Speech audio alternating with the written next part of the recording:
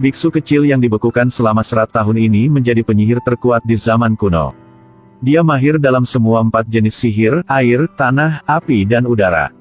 Hanya mengangkat tangannya untuk memanggil gelombang setinggi langit. Mengalahkan musuh dan membuat mereka lari berbondong-bondong. Itu karena dia bukan orang biasa.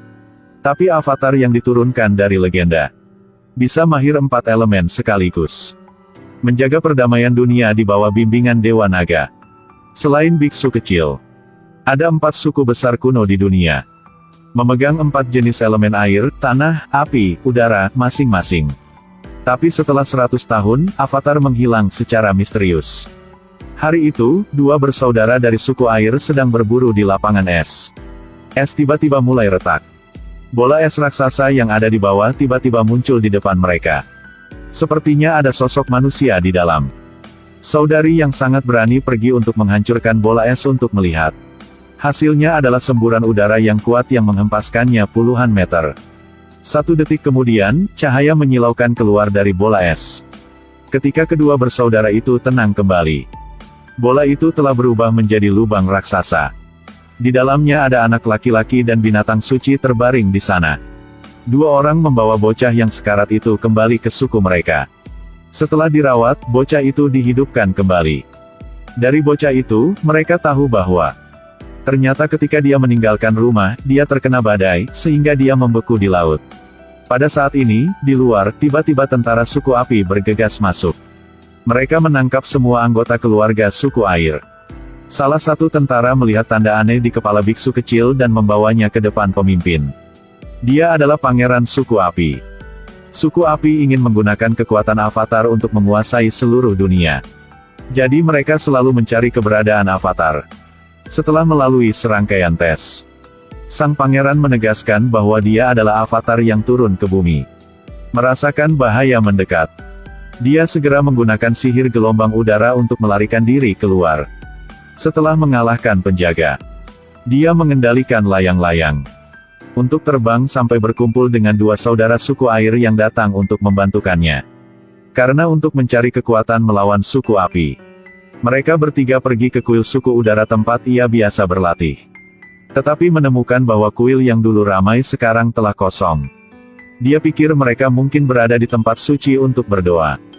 Bersemangat berlari ke sana. Akibatnya, melihat sisa-sisa berserakan di mana-mana. Baru sekarang dia menyadari. Dalam 100 tahun dia dibekukan. Suku api mengejar dan membunuh semua saudaranya. Dalam keputusasaan, dia tiba-tiba melayang di udara. Setelah matanya menjadi putih cerah, dia jatuh ke dalam ilusi. Di sana, ada naga dewa yang menunggunya. Untungnya, adik perempuan dari suku air terus memanggilnya untuk membuatnya sadar kembali. Lalu dia mengatakan yang sebenarnya. Sebenarnya biksu kecil itu terjebak dalam es selama 100 tahun. Selama waktu itu, ambisi suku api berkembang dari hari ke hari. Jadi mereka terus-menerus berperang melawan 3 suku lainnya. Suku udara kehilangan avatarnya sehingga mereka dimusnahkan terlebih dahulu. Selanjutnya, suku bumi dikalahkan. Dipaksa menjadi budak. Dan suku air karena medan yang terpencil dan iklim yang keras. Jadi mereka masih aman untuk saat ini. Keesokan harinya, mereka bertiga pergi ke wilayah suku tanah. Di sini, mereka bertemu dengan seorang gadis yang sedang diburu oleh suku api. Saudari dari suku air yang baik hati segera turun tangan untuk membantu. Dia awalnya bermaksud menggunakan sihir untuk mengusir para prajurit. Tanpa diduga, dia secara tidak sengaja membekukan kakaknya. Tapi ini tidak mempengaruhi biksu kecil. Hanya melihatnya berdiri dengan postur siap. Pasir kuning di bawah kakinya langsung naik. Dia baru mengangkat tangannya ketika 2 prajurit suku api dibuang jauh. Menyadari bahwa tidak mudah untuk menghadapinya. Suku api bersiap untuk melampiaskan amarahnya pada suku tanah. Api yang berapi-api terbang lurus ke arah mereka. Tanpa diduga, pada saat ini dinding bumi tiba-tiba muncul dari tanah. Dan memblokir pukulan fatal ini. Jadi orang-orang dari suku tanah disiksa dan menderita. Sekarang kemunculan avatar telah membuat mereka melihat harapan kebangkitan suku tanah. Setelah memukul mundur tentara suku api, suku tanah untuk mengucapkan terima kasih mengeluarkan gulungan mistis. Saudara dari suku air membuka gulungan untuk melihat. Gulungan ini adalah sihir rahasia suku air yang telah lama hilang. Sekarang tanggung jawab menyelamatkan dunia telah jatuh di pundak biksu kecil itu. Tapi dia bilang dia hanya tahu sihir suku udara. Dan 3 jenis sihir api, air dan tanah yang belum dia pelajari. Karena untuk mengalahkan suku api yang perkasa, dia memutuskan untuk belajar pengendalian air terlebih dahulu dan kemudian pergi melawan suku api. Sebelum itu, mereka harus pergi ke Arktik dulu. Untuk mencari bantuan putri suku air. Sepanjang jalan, dia terus berlatih pengendalian air.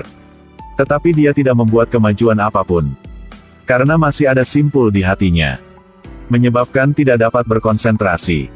Malam itu, karena hatinya bermasalah, dia mengendarai binatang suci sendirian. Pergi ke kuil suku udara lain untuk meminta bantuan. Di sini, dia bertemu dengan seorang biksu tua. Dia membawanya ke tempat suci. Setiap patung di sini dulunya adalah avatar yang turun ke bumi. Itu juga kehidupan sebelumnya. Tapi masalahnya terjadi. Jadi biksu tua ini sudah diam-diam berkolusi dengan suku api. Sekarang para prajurit telah mengepungnya dan mengangkapnya kembali ke suku api. Bagaimana dia melari diri dari sini? Mereka merantai tangan dan kakinya dan menggantungnya di udara. Tepat ketika dia berpikir tentang bagaimana cara melarikan diri, orang bertopeng tiba-tiba muncul. Orang itu memotong rantai yang mengikat tangan dan kakinya. Melihat 2 orang akan melarikan diri dari penjara, para prajurit suku api segera membentuk pengepungan untuk mengepung mereka. Melihat itu, biksu kecil itu segera menggunakan pengendali air untuk mengusir musuh.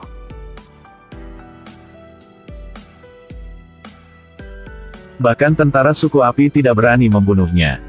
Karena ketika avatar mati, dia akan langsung bangkit dan bereinkarnasi. Dan pada saat itu, suku api harus mencari avatar lagi. Bahkan orang bertopeng tahu ini dengan baik. Dia mengambil nyawa biksu kecil untuk mengancam mereka.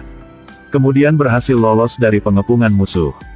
Keesokan paginya, semua orang akhirnya mencapai suku air di ujung utara.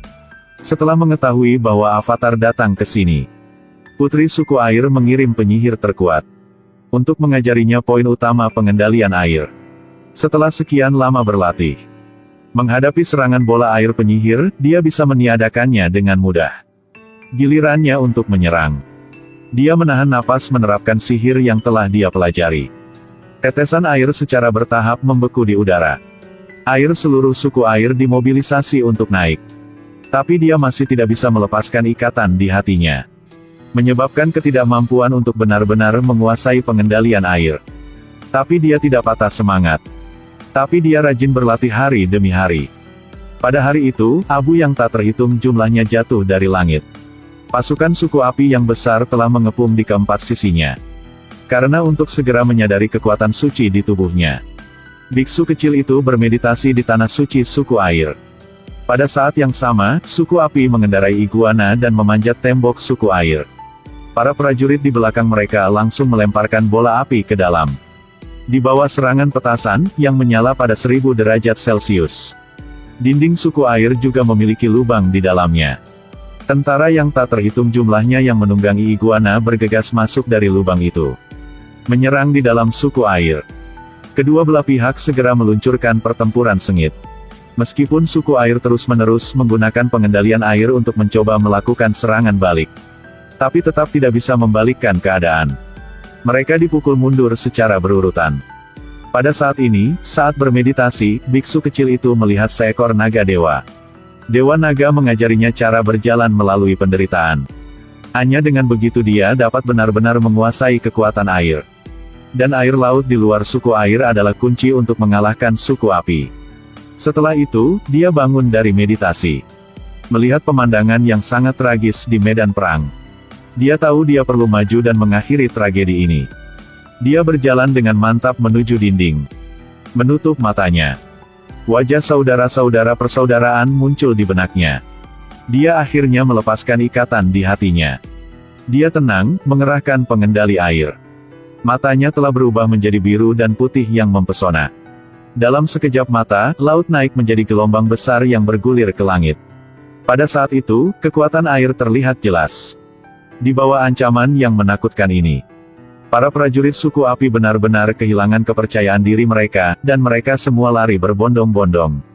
Semua armada juga terburu-buru untuk pergi dari sini. Bahaya telah berlalu. Akhirnya, atas permintaan orang-orang suku air, biksu kecil telah resmi menjadi avatar. Bertanggung jawab menjaga perdamaian bagi dunia.